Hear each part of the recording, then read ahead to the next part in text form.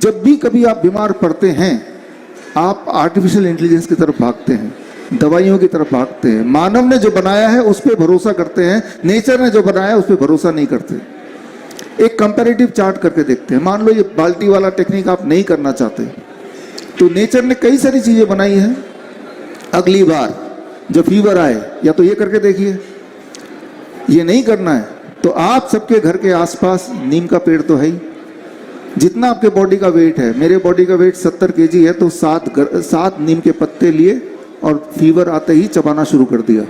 7 सुबह, 7 दोपहर, 7 शाम को। जब आप ऐसा करेंगे तो आप देखेंगे कि भाई वो फीवर, बॉडी एक, वो सब गायब हो गया, एकदम ही गायब हो गया, एकदम गायब। लेकिन जो मैं बोल रहा हूं ये कोई मेरा आविष्कार नहीं है, ये हमारे आयुर्वेदिक टेक्स्ट में ऑलरेडी लिखा हुआ है। और जो चीज लिखी हुई है उसको मॉडर्न मेडिसिन ने रैंडमाइज कंट्रोल ट्रायल करके साबित कर दिया दोबारा से। रिसर्च, वो तो था ऑलरेडी 5000 साल पहले लिखी हुई, लेकिन उसको रिसर्च करके दोबारा से आज की भाषा में एस्टेब्लिश कर दिया है। और वो जो एस्टेब्लिश किया उसको मैंने इकट्ठा किया, इकट्ठा करता गया सिर्फ एक ही पेड़ का, नीम का। और करते करते वो मेरी इतनी मोटी किताब बन गई, green gold the Neem pharmacy. और मैंने ये पाया, कोई भी बीमारी का नाम लीजिए, मान लीजिए डायबिटीज के पेशेंट हैं यहाँ पे, अगर डायबिटीज के पेशेंट, जो मैंने भी फॉर्मूला बताया, for every 10 kg of your weight 1 gram of Neem leaf powder या 1 नीम लीफ इटसेल्फ, इस फॉर्मूले में दिन में 3 बार अगर लेंगे, इन कंपैरिजन टू अगर आप डायबिटीज की दवाई लेते हैं जो कि इंसान ने बनाया है, डायबिटीज की दवाई से और सारे साइड इफेक्ट है जिसके ऊपर मुझे बात करने की आवश्यकता नहीं, आपको पता है। लेकिन नीम से साइड बेनिफिट है, और साथ में कॉन्स्टिपेशन रहा तो वो भी चला जाएगा, साथ में इम्यूनिटी लो है तो वो भी ठीक हो जाएगी।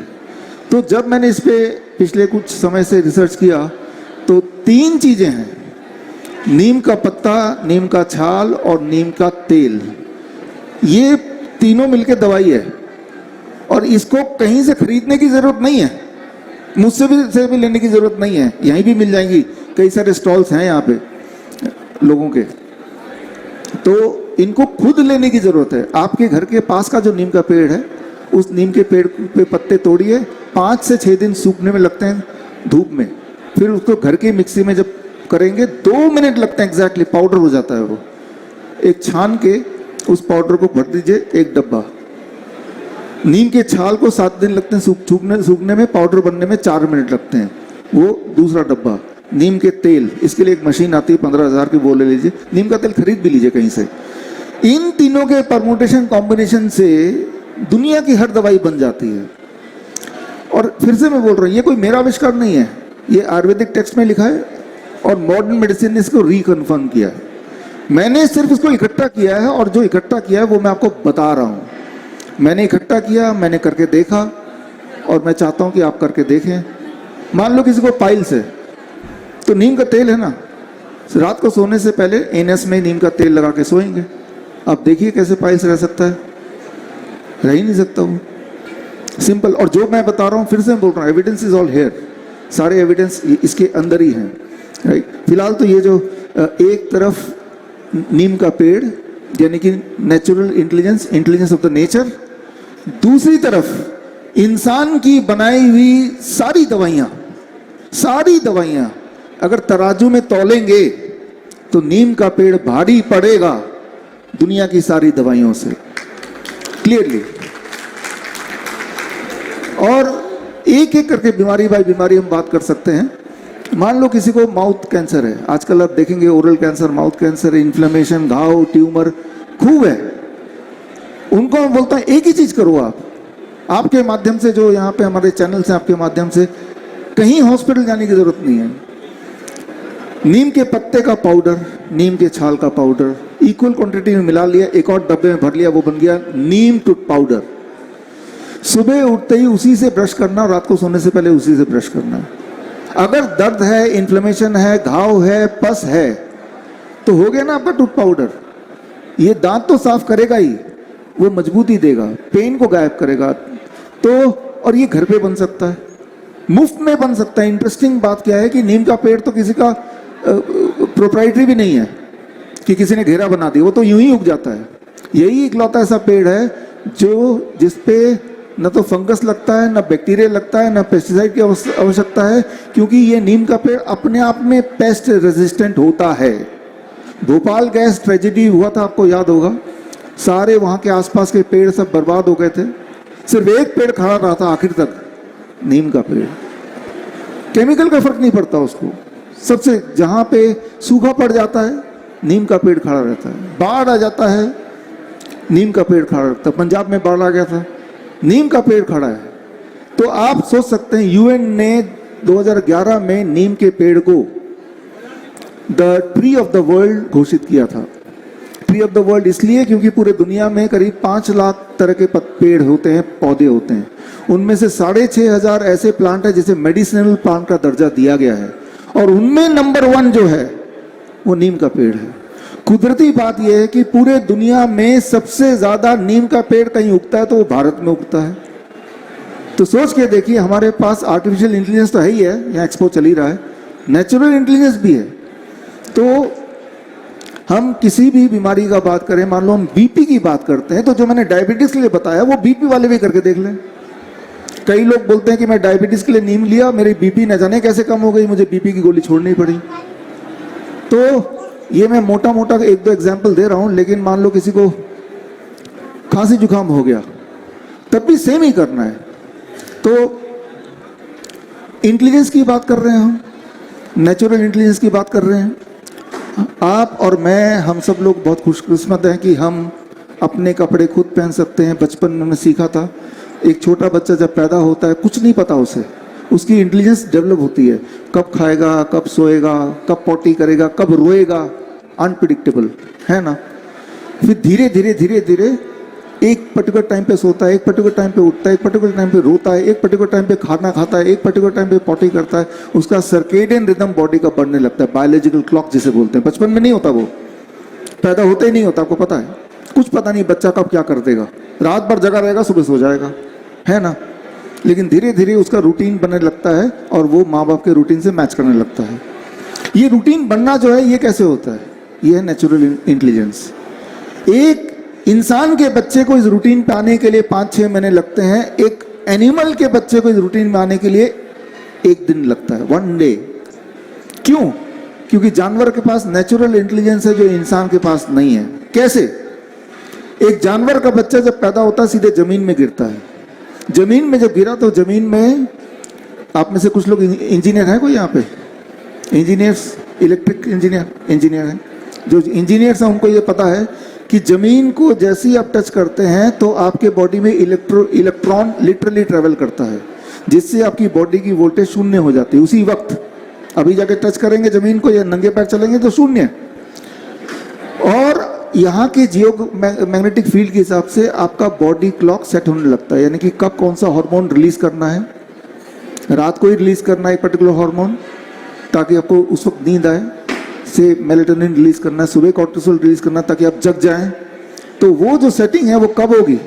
जब आप ग्राउंडेड होंगे, है ना, जमीन से जुड़े रहेंगे। लिटरली जमीन से जुड़ना कहते हैं। एक इंसान का बच्चा, एक छोटा बच्चा जो पैदा होता है, सोच के देखिए पहली बार जमीन को कब टच करता होगा, न जाने कब।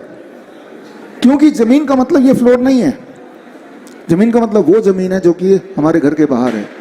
मिट्टी, घास, मिट्टी वो नहीं जो यहाँ ले आएंगे गमले में, वो मिट्टी नहीं, जो जमीन है, इलेक्ट्रोमैग्नेटिक फील्ड जहाँ पे काम करती है, वो जमीन बच्चा कब छूता है? जब कोई देख नहीं रहा उसको, स्कूल में चला गया, तब अचानक वो अपने जमीन में जाके खेलने लगता है। पेरेंट्स जब देखते रहे बच्चा जमीन में खेल रहा है, गंदा गंदा गंदा हो जाएगा, उठा के उसको ले आते हैं, डांटते भी अलग से। तो जो नेचर का इंटेलिजेंस है, उससे हमने, इंसान ने अपने आप को खुद से ही दूर रखा है। एक इंटरेस्टिंग बात है, एक एनिमल का बच्चा जब पैदा होता है वो नेचर में पैदा होता है, इंसान का बच्चा जब पैदा होता है हॉस्पिटल में पैदा होता है। ये जो लाइट आप देख रहे हैं, आज शाम तक भी आप यहाँ पे हैं तो यही वाला लाइट दिखेगा, रात में भी यही दिखेगा, सुबह सुबह आएंगे तब भी यही दिखेगा। यानी कि हमारा जो लाइट एक्सपोजर है, यहाँ बैठे बैठे आप नहीं बता सकते ये दिन है कि रात है। तो जब एक बच्चा पैदा होता है इंसान का हॉस्पिटल के अंदर या घर के अंदर और उसी में बंद है, तो सिमिलर लाइट उसको 24 घंटे दिख रहा है। तो ब्रेन ये लाइट के माध्यम से अपने इंटेलिजेंस को तैयार कर रहा है। ब्रेन ये समझ नहीं पा रहा है ये दिन है या रात है, क्योंकि रात ये लाइट तो हमेशा है। जबकि एक जानवर का बच्चा, उसको दिन में वो सनलाइट दिखेगी, रात को अंधेरा दिखेगा, मून लाइट दिखेगी। तो एक जानवर का बच्चा अपने पैरों पे एक दिन में खड़ा हो जाता है। एक चिड़िया का बच्चा 15 दिन के अंदर अपना घोंसला छोड़ के उड़ जाती है। जबकि एक इंसान का बच्चे को कितने साल की केयरिंग चाहिए होती है, शायद हमें जिंदगी भर की चाहिए होती है। कई सारे बच्चे ऐसे हैं जिनको जिंदगी भर की केयरिंग चाहिए होती है, जब तक वो मर ना जाए। यहाँ मैं बात कर रहा हूँ ऑटिज्म की, ADHD की, attention deficit hyper activity disorder, neuro developmental disorders. आज की तारीख में अगर सबसे ज़्यादा महामारी कोई है बच्चों में, तो वो है ऑटिज्म एंड ADHD। हर 100 में से एक बच्चा ऑटिज्म का शिकार है। अगर आप में से किसी को ये नहीं समझ आ रहा कि ऑटिज्म क्या होता है, सिर्फ इतना समझ लीजिए कि बच्चे की उम्र 7 साल की, 10 साल की है, उसके दिमाग की उम्र 2 साल की है। बच्चा दिखेगा तो बड़ा, लेकिन उसकी हरकतें वैसी होंगी जैसे वो 2 साल का ही है अभी। तो that is neuro developmental disorder. ADHD क्या होता है, वो थोड़ा अलग किस्म का होता है। बच्चा बंदर बन जाता है, बंदर। मान लो यहाँ एक बंदर होता तो क्या करता, वो सबसे पहले तो इसको उठा के आपके ऊपर फेंकता। सामने दिखते तो जूते से भी, जूता भी उठा के फेंकेगा, चश्मा छीन लेगा। This called ADHD, attention deficit hyper activity disorder. हमारे देश में इस वक्त हर 10वां बच्चा, 10th child is attention deficit hyper activity children. बड़े खतरनाक होते हैं, है ना, कुछ भी कर सकते हैं कभी भी। वो उनके लिए भी खतरनाक है। अचानक भागने लग जाएंगे रास्ते में ही, बड़ा खतरनाक है, डेंजरस। ऐसे बच्चों को बचपन से लेके उनके पेरेंट्स की यही चिंता नहीं होती कि चिंता मेरा बच्चा पढ़ाई कर ले, मेरा बच्चे की बॉडी बन जाए, मेरा बच्चा सुंदर हो। ये चिंता होती है कि अपना काम खुद कर ले, ब्रश खुद कर ले, कपड़े खुद पहन ले, भूख मांगे तो मांग ले खाना। ये उनका चैलेंज होता है। तो एक तरफ तो वो आर्टिफिशियल इंटेलिजेंस है ही है, दूसरी तरफ आज हमारे बच्चों के नेचुरल इंटेलिजेंस जो है वो कहीं गायब होता जा रहा है दुनिया भर में। सिर्फ भारत की बात नहीं कर रहा हूँ, भारत का तो फिर भी अलग ठीक है। USA में अभी ट्रम्प का जो प्रेस कॉन्फ्रेंस था 22 सितंबर का, उन्होंने बोला था हमारे देश में हर 12 में से एक लड़के को ऑटिज्म है। ऑटिज्म मतलब मंदबुद्धि। जबकि आज से 20-30 साल पहले, याद कीजिए मेरी उम्र के लोग, 50 साल पहले ऑटिज्म का नामो निशान नहीं था ही नहीं। अब हर 10 में से एक बच्चा ADHD, हर 100 में से एक बच्चा ऑटिज्म का शिकार। अच्छा, मैं ये क्यों बोल रहा हूँ, क्योंकि मैं आपको ये बताना चाहता हूँ कि अगर हम कुदरत का नेचुरल इंटेलिजेंस को ध्यान दें तो ये बच्चे ठीक हो सकते हैं, ठीक हो जाते हैं, ठीक हो सकते हैं, ठीक हो जाते हैं। हमारे पास जो ऑटिज्म और ADHD के बच्चे आते हैं, इस वक्त हमारे पास 5000 बच्चे हैं, 5000 डेटा के साथ है। वो डेटा मैं आपको दिखाता हूँ अभी। 5000 बच्चे हैं इस वक्त हमारे साथ। वो डेटा इसके बाद किसी को देखना है तो इसमें से देख सकते हैं, right now, right there, right. हमारे पास जब बच्चे आते हैं तो मैं क्या करता हूं उनके साथ कि वो ठीक हो जाते हैं। ठीक होने का मतलब जो मैंने आपको बताया कि अगर 7 साल का बच्चा है तो उसका दिमाग भी 7 साल वाला हो गया, वो बंदर की तरह बिहेवियर खत्म हो गया, वो स्कूल जाने लगा, जो बोल नहीं पा रहा था बोलने लगा, इसका मतलब वो ठीक हो गया। तो मैं इसको ठीक होना मानता हूं कि वो उसका बिहेवियर सामान्य हो गया तो ठीक हो गया। ये मैं बता सकता हूं दावे से, दुनिया का कोई भी आर्टिफिशियल इंटेलिजेंस कहीं तक भी पहुंच जाए, ऐसे बच्चों को ठीक करने के लिए सिर्फ और सिर्फ नेचुरल इंटेलिजेंस, नेचर का इंटेलिजेंस काम आएगा, इंसान का जो बनाए हुए चीज काम नहीं आएगी।